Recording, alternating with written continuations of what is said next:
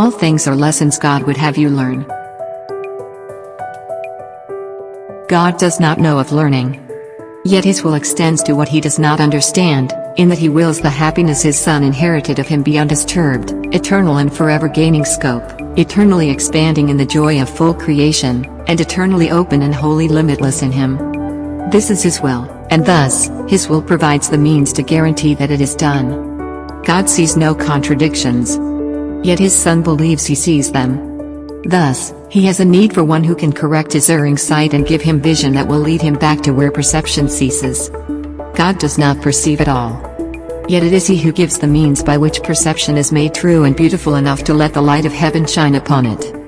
It is he who answers what his Son would contradict and keeps his sinlessness forever safe. These are the lessons God would have you learn. His will reflects them all, and they reflect his loving kindness to the Son he loves. Each lesson has a central thought, the same in all of them. The form alone is changed, with different circumstances and events, with different characters and different themes apparent but not real. They are the same in fundamental content, and it is this. Forgiven, you will see this differently. Certain it is that all distress does not appear to be but forgiveness. Yet that is the content underneath the form. It is this sameness which makes learning sure, because the lesson is so simple that it cannot be rejected in the end.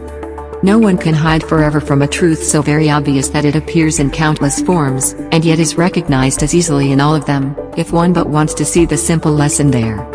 Forgiven, you will see this differently.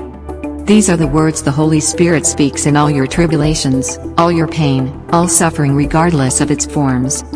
These are the words with which temptation ends and guilt, abandoned, is revered no more. These are the words which end the dream of sin and rid the mind of fear. These are the words by which salvation comes to all the world. Shall we not learn to say these words when we are tempted to believe that pain is real, and death becomes our choice instead of life? Shall we not learn to say these words when we have understood their power to release all minds from bondage? These are words which give you power over all events which seem to have been given power over you. You see them rightly when you hold these words in full awareness, and do not forget these words apply to everything you see, or any brother looks upon amiss. How can you tell when you are seeing wrong, or someone else is failing to perceive the lesson he should learn? Does pain seem real in the perception? If it does, be sure the lesson is not learned. And there remains a forgiveness hiding in the mind which sees the pain through eyes the mind directs. All things are lessons God would have you learn. God would not have you suffer. He would help you forgive yourself. His Son does not remember who he is. And God would have him not forget his love, and all the gifts his love brings with it. Would you now renounce your own salvation?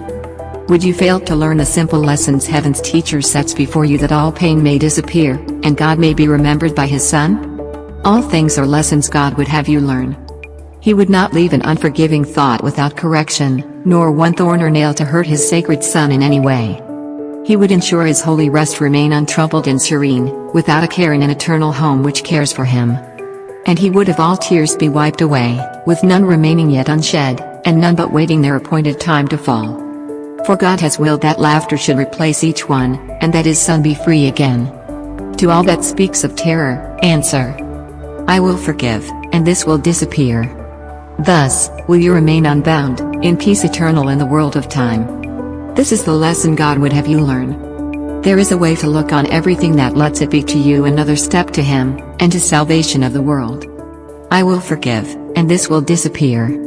To every apprehension, every care, every form of suffering, repeat these self-same words. And then you hold the key that opens heaven's gate and brings the love of God the Father down to earth at last, to raise it up to heaven. God will take this final step himself. Do not deny the little steps he asks you take to him.